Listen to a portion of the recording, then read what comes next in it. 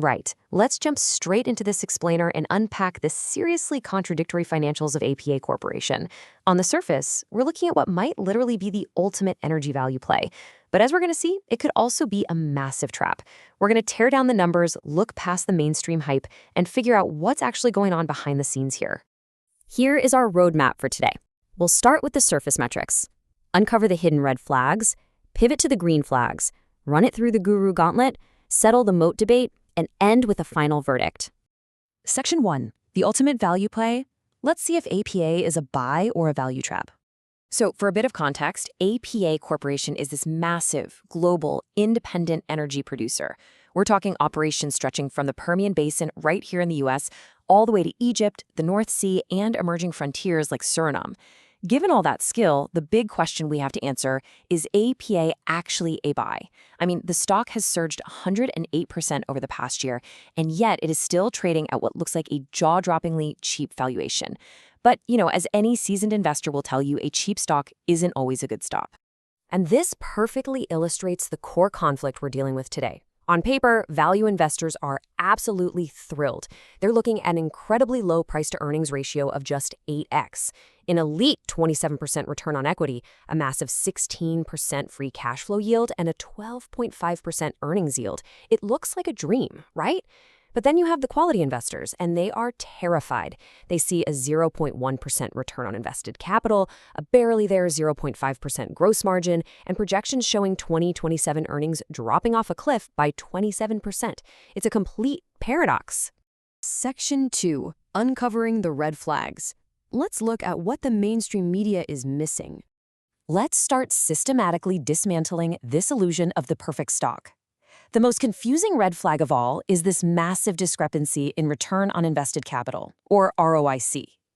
If you look at traditional metrics from places like Stock Analysis, APACE boasts a super impressive 18.51% ROIC. But hold on. Under a strict Buffett-fit framework, like the one used by InvestLike, which excludes certain non-operational income, that number plummets to just 0.1%. Warren Buffett has explicitly said that an ROIC consistently above 15% is the absolute best proxy for a company's moat. At 0.1% under his strict framework, this company has absolutely no moat. And it gets even more shocking when you see this number, a 0.5% gross margin. To put that into perspective, Warren Buffett generally wants to see a 40% threshold to indicate a durable competitive advantage. APA's 0.5% is an 80 times miss from that benchmark. What this proves, without a doubt, is that APA has zero pricing power. They sell oil and gas, globally priced commodities, which means the global market sets the price, not APA. Then we have to look ahead at analyst projections. You've got 2026 earnings per share sitting pretty at $5.62, but look at 2027. It's expected to drop to $4.12. That's a projected decline of roughly 26.6%. So here's the so what of all this. When earnings fall that dramatically, that supposedly cheap 8x PE multiple we just talked about, it can balloon into a much more expensive 12x multiple very, very quickly.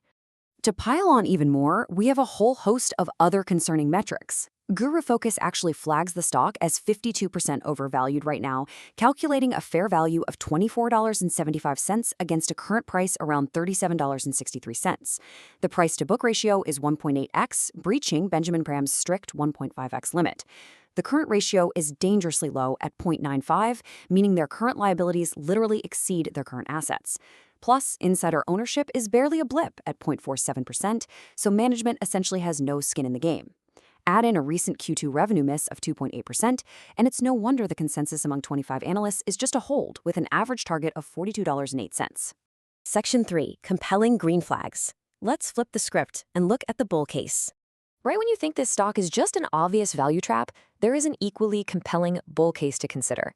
And it starts with this massive number, 17%. An estimated 16 to 17% free cash flow yield is incredible. What this means, in plain English, is that APA generates about 17 cents of cold, hard cash for every single dollar of its market cap. Regardless of the accounting metrics we just debated, you cannot deny that this company is an absolute cash machine. Operationally, they're firing on all cylinders. In the Permian Basin, they've gotten so efficient that they cut their required rigs from 8 down to just 4, all while maintaining roughly 123,000 barrels of oil production a day.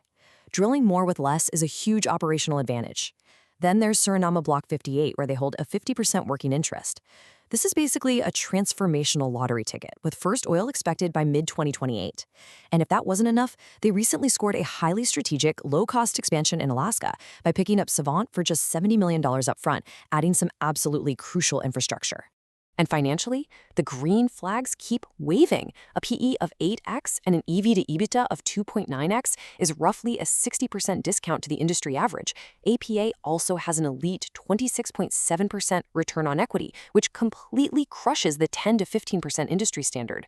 They're also committed to returning at least 60% of their annual free cash flow directly to shareholders through dividends and buybacks. Couple that with a low beta of 0.35, offering nice defensive positioning, and a fortress-like balance sheet with a debt-to-equity ratio of just 0.49, that is solid. Section 4, the Guru Investing Gauntlet. Let's see how Graham, Lynch, and Buffett would score this. So, the big question is how we balance these extreme highs and lows. Let's see how the investing titans would evaluate this messy data. The father of value investing, Benjamin Graham, gives it a mixed verdict. He loves the cheap PE and low debt, but that price to book is too high, and the 0.95 current ratio means liquidity is just too tight for a clear margin of safety. Peter Lynch, he gives it a hard fail. Lynch wants predictable, stable growth, and APA's earnings are wildly cyclical based on oil prices. It's a roller coaster. And Warren Buffett? Also a hard fail. Like we highlighted earlier, a 0.5% gross margin is an absolute deal breaker for him. Zero pricing power and a reliance on commodity prices means absolutely no durable moat. Section 5, the moat debate. It's time to talk about cost versus pricing. We really need to settle this debate around APA's competitive advantage, because this is the key to the entire investment thesis. You have to understand the difference between a cost moat and a pricing moat. Guru Focus gives APA a 5 out of 10, calling it a solid narrow moat thanks to their geographic diversification and efficiency. But let's be real, they only have a cost moat. They are incredibly good at operational efficiency, like cutting those rigs in the Permian, but they completely lack a pricing moat. They sell oil and gas. They cannot dictate market prices, they can only control their costs. Section 6, the final verdict. Let's weigh the risks and wrap this up. Ultimately, APA is undoubtedly a top-tier independent producer. They've got a great balance sheet and they print cash. But we can't ignore reality. It is still a cyclical commodity business with no inherent pricing power. With the stock having rallied and sitting near 52-week highs, the risk-reward ratio feels pretty balanced right now. It's definitely not heavily skewed to the upside anymore. Plus, you have to keep your eyes on that looming 27% earnings decline in 2027. It's a very real risk that the broader market might be glossing over. Oh, and for those tracking the stock, their next earnings date is November 4th, 2026, though the ex-dividend date already passed back on July 22nd. So I'll leave you with this final, provocative thought to chew on before their next earnings call. When you weigh all of their operational excellence against the strict macroeconomic realities of the commodity business, does that seemingly cheap 8x PE multiple truly compensate for a 27% projected drop in future earnings? It's a massive question, and one you'll have to answer for yourself based on the data. Thanks so much for joining me for this explainer. Stay sharp out there and keep learning.